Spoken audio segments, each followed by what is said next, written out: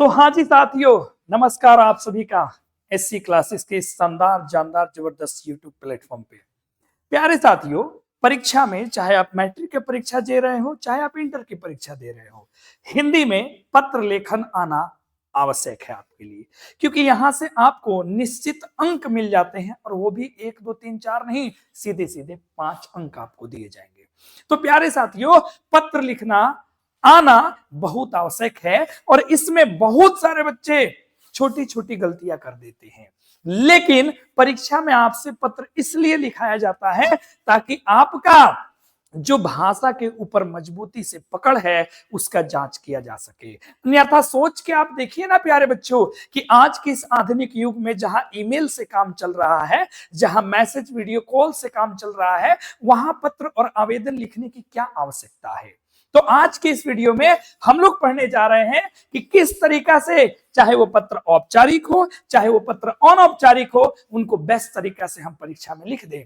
और साथ ही साथ प्यारे बच्चों, एकदम टॉपर की हम आपको कॉपी दिखाएंगे जिसमें उसने कैसे पत्र लिखने की प्रैक्टिस की थी और वैसे ही आपको प्रैक्टिस करना पड़ेगा। तो आइए शुरू करते हैं आज की सुंदर सी खूबसूरत सी क्लास हिंदी की। तो सभी बच्चे निश्चित रूप से पूरे अंत तक वीडियो देखना, नहीं तो भैया 5 नंबर आपके नुकसान हो जाएंगे।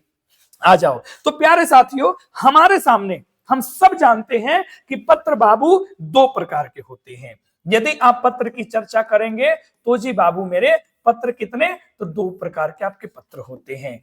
एक पत्र को आप कहते हैं अनौपचारिक, क्या बोलते हैं, अनौपचारिक बाबू बोलते हैं, और एक को आप क्या बोलते हैं, औपचारिक।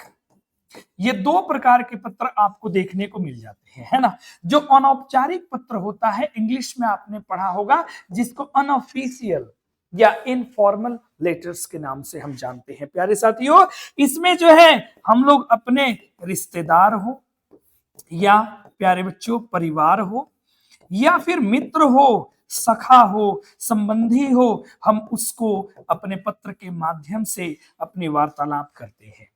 उसी प्रकार जब हम बात करते हैं औपचारिक पत्रों का प्यारे साथियों, तो जितने भी तरीके के आवेदन पत्र आप लिखते हैं, जो भी आवेदन पत्र आप लिखते हैं, सब इसी के अंदर में आता है। जितने भी कार्यालय से संबंधित प्यारे साथियों आप पत्र लिखते हैं, सब औपचारिक के अंदर में आता है। अब इसमें क्या है, याद रखना, एक छोटी सी गलती आपको बहुत ज्यादा नुकसान पहुंचा देगी, क्योंकि प्यारे साथियों औपचारिक में तो गलती की गुंजाइश ही नहीं है। एक भी इधर उधर काट छाट किए तो नंबर गिर जाएंगे। अनौपचारिक में थोड़ी बहुत गुंजाइश है भी, लेकिन औपचारिक में कहीं से भी कोई गुंजाइश नहीं है। तो आ जाओ, सबसे पहले मेरे प्यारे साथियों, सबसे पहले आप देखो औपचारिक पत्र, तो यही फॉर्मेट है। एकदम आंख खोल करके इस फॉर्मेट को ध्यान से देख लो, औपचारिक पत्र। और मैं पहले औपचारिक ही क्यों समझा रहा हूं, क्योंकि ये बहुत आसान होता है लिखना, बस इन स्टेप्स को गौर से देख लो। सबसे पहले बेटा जी, सबसे पहले हम लोग बात करते हैं अनौपचारिक प्रश्न का। किसका बात करते हैं, अनौपचारिक का। तो अनौपचारिक ही हम सबसे पहले, औपचारिक खुल गया था, है ना। हम लोग अनौपचारिक सबसे पहले, इनमें ये सभी चीजों को ध्यान रखना। सबसे पहले इधर आ जाओ, पॉइंट नंबर 1, जहां पता लिखना है। पता किसका, प्रेषक का। प्रेषक कौन होता है, तुम जो लिख रहे हो ना, खत मैं लिखूं पर तेरा पता मालूम नहीं, तो बिना पता कैसे पहुंचेगा, समझ रहे हो। तो खत के ऊपर ना जाने कितने फिल्में बन चुकी हैं बाबू, समझ रहे हो। जैसे सिर्फ तुम फिल्म आया था ना, केरल में गर्मी है, नैनीताल से सर्दी भेजो, आह मजा आ जाता था, है ना। अब सुन लो, तो सबसे पहले पता प्रेषक का। प्रेषक मतलब भेजने वाला, मतलब तुम। उसके नीचे तुम्हें लिखना है बबुआ मेरे दिनांक, याद रखो दहिना, एने दहिना और या ई लिखे के बाद एकरा नीचे आ जा, एकरा जस्ट नीचे तारा संबोधन करे के बाद सुंदर तरीका से पूज्य पिताजी, पूज्या माताजी, पूज्यवर पिताजी, है ना। जैसे आप लोग मित्र के भी लिखते हो, प्रिय मित्र, है ना, प्रिय सखा, है ना। ऐसे ऐसे शब्द आपको लिखने हैं संबोधन में। फिर आपको अभिवादन करना है, आपके चरण कमलों में सादर प्रणाम, यह चरण स्पर्श, ये अभिवादन है। उसके बाद आपको जानकारी देनी है जो भी प्रश्न में कहा जाएगा, जो भी प्रश्न में कहा जाएगा कि मैं यहाँ भगवान की असीम कृपा से कुशल मंगल हूं और आपकी कुशलता का भगवान से मैं विनती करता हूं। आगे बात यह है कि, और अपनी पूरी बात इसमें रखिएगा 2 पैराग्राफ में, कम से कम 2 पैराग्राफ का इस्तेमाल जरूर करेंगे। फिर नीचे आता है अंतिम अभिवादन घर के अन्य सदस्य को देना है।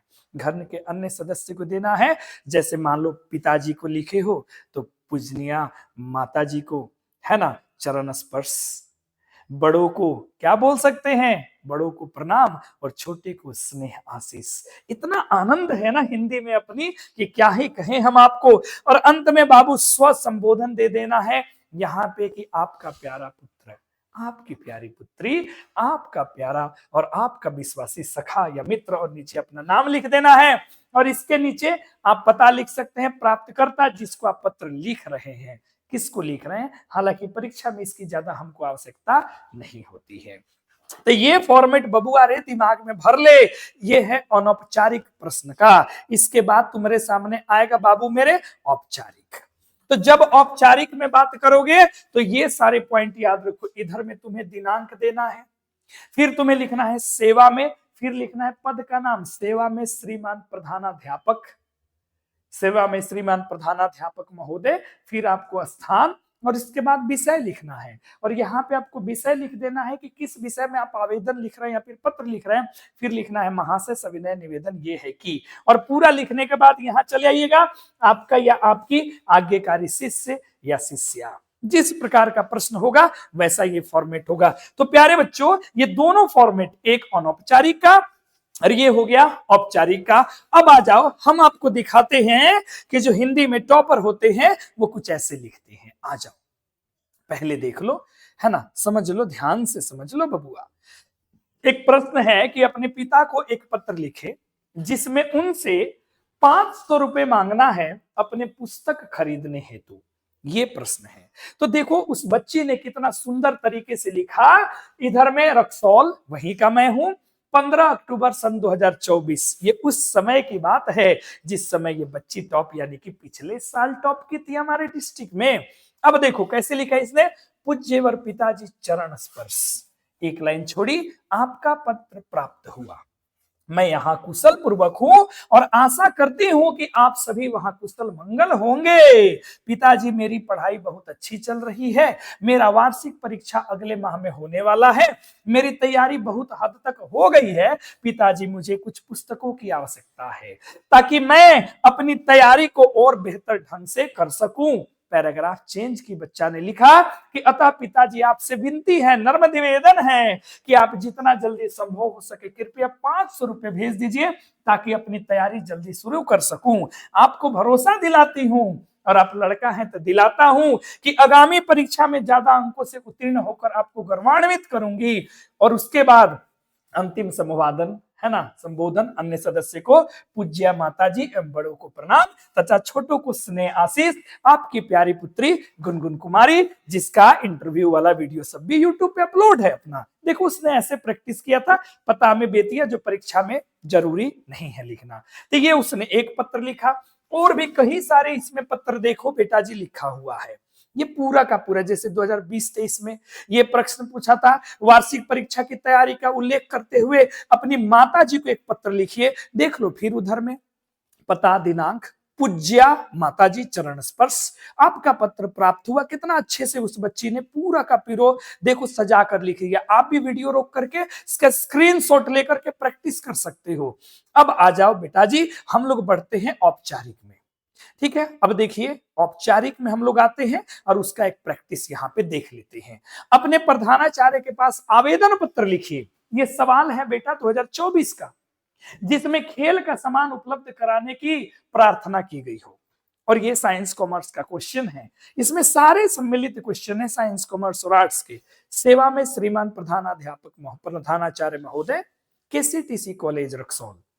विषय खेल का सामान उपलब्ध कराने हेतु प्रार्थना पत्र। वाओ, इसी पर तो खुश होकर के तुमको नंबर पूरा मिल जाएगा।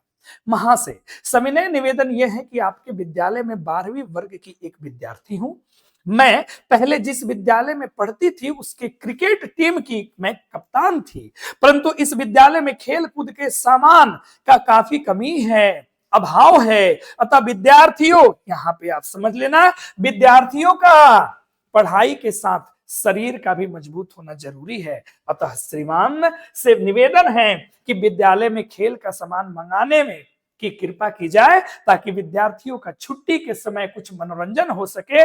इस कार्य के लिए मैं सदा आपकी आभारी रहूंगी। और आपकी आज्ञाकारी छात्र गुनगुन कुमारी, और इसने दिनांक यहाँ लिखा, जो आप दिनांक बेटा यहाँ पर भी लिख सकते हो। कोई दिक्कत परेशानी दुख दर्द तकलीफ कष्ट पीड़ा समस्या किसी को नहीं ना है, वो वाला दिनांक आप यहाँ पर भी लिख सकते हो, कोई दिक्कत नहीं है। तो इस तरीके से आप औपचारिक और अनौपचारिक प्रश्न आसानी से लिख सकते हो। और देखो हम लोग जो है ये सारा, कुछ बच्चे कहेंगे सर ये वाली पीडीएफ हम लोग को मिल जाती ना तो सर मजा ही आ जाता है ना बेटा जी। तो ऐसे ऐसे बेटा कितना जाने कितने सारे हैंड रिटन नोट्स हम लोग बच्चों को दे रहे हैं, पता है कहाँ दे रहे हैं। तो बबुआ आ जाओ ना, तुम भी, समय कम है और पूरी जान लगा दोगे, कम समय में अच्छी तैयारी हो जाएगी। और कुछ नहीं करना है राजा, द किरण एकेडमी एप्लीकेशन अपना चलता है। द किरण एकेडमी अपनी एप्लीकेशन है जो प्ले स्टोर पे अपलोड है जी, वहां से इसको डाउनलोड कर लो। और मात्र 25 रुपया में, ज्यादा भी मत दो, तुमसे ज्यादा भी नहीं लिया जा रहा है, 25 रुपया में बेटा जी आप संपूर्ण हिंदी की तैयारी कर सकते हैं, संपूर्ण व्याकरण सहित पूरी पुस्तक की।